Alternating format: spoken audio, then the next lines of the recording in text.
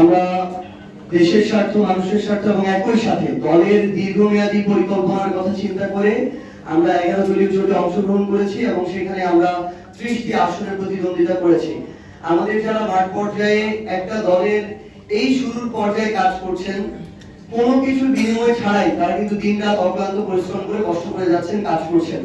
স্থানীয় পর্যায়ে দলের ভিত্তিটা তাদের হাত দিয়ে গড়া এবং তারা ধরে রাখছেন।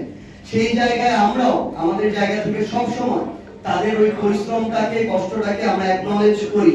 কিন্তু যখন দীর্ঘমেয়াদে দল যদি ভালো থাকে, মানুষ, দেশ যদি ভালো থাকে, আমাদের নেতাকর্মী যারা আছেন, আমাদের প্রার্থী যারা, তারাও ভালো থাকবেন। পাঞ্জাবের জগতে একটি বিশ্বস্ত নাম শাবাব এথনিক ওয়্যার।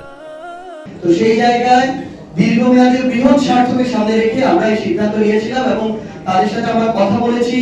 তাদের যখন তারা দেখেছে যে আমাদের যে দলটার বয়স 1 বছর হয়নি, সেই দল থেকে 6 জন আগামী সংসদে গিয়ে সংসদকে কাঁপাবে এবং আমরা বিশ্বাস করি 294 জনের কণ্ঠকে অতিক্রম করে এই এনসিপির 6 জনের কণ্ঠ বাংলাদেশের প্রত্যেকটা প্রান্তে পৌঁছাবে। তো সেই জায়গায় যখন তারা এটা দেখে, তারা আশ্বস্ত হয় এবং তারা নতুন করে উদ্যোগ ফিরে পেয়েছে। আমরা আশা করছি যে আমরা একইভাবে স্থানীয় পর্যায়ে আমরা প্রত্যেকটা জায়গায় আমরা আমাদের এই প্রার্থীরা ঘোষণা করব। এখন পর্যন্ত তো সিদ্ধান্ত হচ্ছে আমরা এককভাবে এই লড়াইটার দিকে যাব।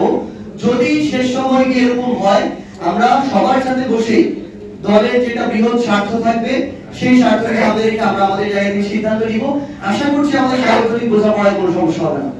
আমরা আমাদের আগামী 28 ফেব্রুয়ারি জাতীয় নাগরিক পার্টির প্রথম প্রতিষ্ঠাবার্ষিকী হতে চলেছে। একটা খুবই ইয়াং দল হিসেবে এই সময়টা আমাদের অনেক চড়াই উতরাইয়ের মধ্যে দিয়ে আসতে হয়েছে, অনেক চ্যালেঞ্জের মধ্যে দিয়ে আসতে হয়েছে এবং একটা নির্বাচনে অংশগ্রহণ করতে হয়েছে এত কম সময়ের মধ্যে। এবং আমরা এই কম সময়ের মধ্যে নির্বাচনে অংশগ্রহণ করে আলহামদুলিল্লাহ আমাদের 6 জন সংসদ সদস্য নির্বাচিত হয়েছে এবং বাকিরাও ভালো ফলাফল করেছে। এখন আমরা বাংলাদেশে জুলাই গণঅভ্যুত্থান পরবর্তী কত ধরনের প্ল্যাটফর্ম হয়েছে এবং এর বাইরেও যারা বাংলাদেশকে ধারণ করেন, আধিপত্যবাদের বিরুদ্ধে যাদের অবস্থান, যারা সংস্কারের পক্ষে আমাদের প্রিন্সিপালগুলোর সাথে একমত, সকলের জন্য আমাদের দলের দরজা খোলা থাকবে এবং তাদেরকে যথাযথ সম্মান দিয়ে আমরা আমাদের সাথে যুক্ত করতে চাই। এ বিষয়ে এখনো অফিসিয়ালি জানানোর মতো সময় আসেনি, আমরা আপনাদেরকে এই বিষয়ে বলতে চাই। আমাদের জানার মতে এই বিষয়ে অভিযোগ এসেছে, এখনো এই বিষয়ে প্রমাণ কিছু পাওয়া গেছে বলে জানা যায়নি। আমরা এটা দেখবো এবং এই বিষয়ে সাংগঠনিক শৃঙ্খলাজনিত কোনো অঙ্গন হলে সেটা আমরা ব্যবস্থা নিব। ঠিক আছে, ধন্যবাদ।